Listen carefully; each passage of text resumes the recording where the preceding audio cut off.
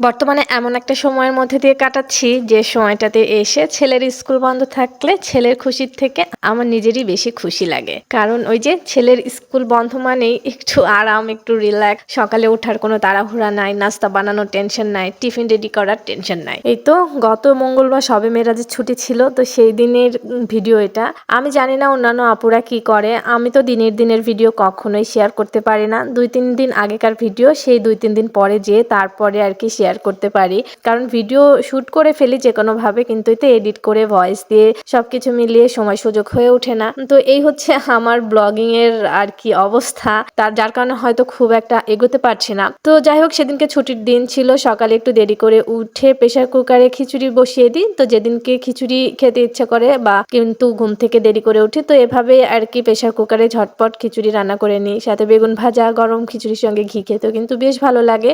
আর আমার বারান্দায় যেহেতু সকাল থেকে অনেক ভালো রোদ আসে, তাই সকালে রোদে বসেই সবাই মিলে নাস্তাটা করে নিলাম। তারপরে অ্যাজ ইউজুয়াল যা হয় আর কি, সংসারের কত কাজ থাকে। প্রথমে বিছনা গুছিয়ে নিলাম, তারপরে সকালের কিছু থালাবাটি ছিল সেগুলাও পরিষ্কার করে নিলাম। আমি আর আমার যে হেল্পিং হ্যান্ড আয়শা থাকে, সে দুজন মিলে মোটামুটি ভাগাভাগি করেই কাজ করা হয়। তারপরে চেষ্টা করি ওর উপর যেন প্রেশার না পড়ে, আমি নিজে করি যেহেতু ও ছোট মানুষ। তো সবকিছু মিলিয়ে কিন্তু দুজন মিলিয়ে সংসারটা সামলিয়ে নিচ্ছি। তবে এখন বাহিরের কাজগুলো যেহেতু একটু বেশি আমাকে করতে হয়, অর্থাৎ সবকিছু যেহেতু আমাকে করতে হয়, তাই আর কি অনেক সময় টায়ার্ড লাগে, ভালো লাগে না। তো এই জন্য আরও আর কি ভিডিও এডিট করার সময়টা হয়েই ওঠে না। তো যাই হোক, থালাবাটিগুলো মেজে এই তো রান্না করব। রান্না করার আগে রান্নাঘরটা পুরোপুরি ক্লিন না থাকলে আমার রান্না চাপাতে একদমই ইচ্ছা হয় না, তাই থালাবাটি মেজে পুরো রান্নাঘরটাই আর কি ক্লিন করে নিলাম।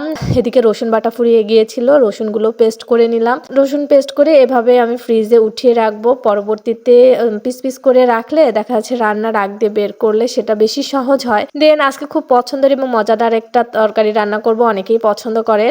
লাউয়ের শাক দিয়ে নতুন আলু দিয়ে রান্না করব। তো এখানে আমি তেলে হচ্ছে রসুন বাটা, পেঁয়াজ বাটা দিয়েছি। এখন এই তো একে একে লবণ, হলুদ গুঁড়ো, মরিচ গুঁড়ো দিয়ে দিলাম। দিয়ে এখন মশলাটা একটু ভালো করে কষিয়ে নেব। মশলা কষানো হয়ে গেলে কিছুটা কাঁচা মরিচ আর এই তো ছোট চিংড়ি মাছ দিয়ে দিলাম। আর ছোট চিংড়ি মাছ এভাবে আমি একবারে কিন্তু হালকা করে লবণ হলুদ দিয়ে ভেজে রাখি, এতে রান্না করার সময় বের করে নিলেই হয়, অন্য কোনো ঝামেলা করতে হয় না। তো চিংড়ি মাছ কষানো হয়ে গেলে এখানে আমি লাউয়ের শাক আর আলু যে কুটে ধুয়ে রেখেছিলাম সেটা দিয়ে এখন একটু কষিয়ে নেব।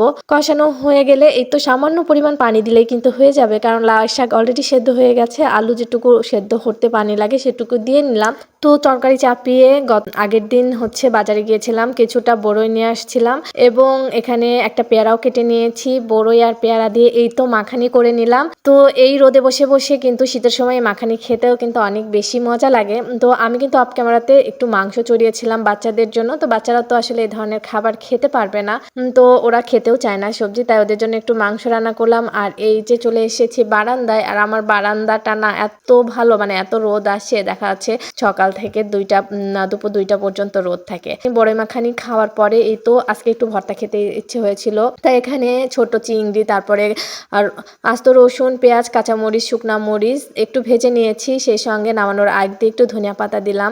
ভর্তা খেতে ইচ্ছে হয়, কিন্তু ওই যে শিলপাটায় বাটাবাটির ঝামেলার কারণে ভর্তাটা আসলে খাওয়া হয় না, খুব ঝামেলা লাগে। তো আমি ধনিয়া পাতা দিয়ে হালকা করে ভেজে এ তো নামিয়ে নিলাম। আর আজকে ভর্তাটা আমি এই ভর্তা পিষুনিতেই করব। আর এই পিষুনি ভর্তা কিন্তু অনেক বেশি মজা লাগে, অনেকেই ব্যবহার করেন, যারা তো ব্যবহার করেন তারা জানেনই, একদম শিলপাটায় বাটলে যেমন মজা লাগে, তো এখানে কিন্তু ওরকমই মজা লাগে। তো হয়তো বা শিলপাটার মতো একেবারে মিহি হবে না, তারপরেও দেখেন অনেকটা মিহি হয়ে গেছে। তো এই ধরনের আধা ছাঁচা ভর্তা খেতেও কিন্তু অন্যরকম একটা মজা লাগে। তো হাত মাখানো লাগে না, যাদের হাত জ্বালা পোড়া করে ভর্তা মাখলে তাদের জন্য তো এই ভর্তা পিষুনিটা অনেক কাজের আর কি। তো যাই হোক, এই তো খুব সাধারণ আয়োজন ছিল রান্নাবান্নার, সবকিছু টেবিলে গুছিয়ে নিলাম। আর সেই সঙ্গে আপনাদের কাছ থেকে বিদায় নিয়ে নিচ্ছি। সব ভালো থাকবেন, সুস্থ থাকবেন, আল্লাহ হাফিজ।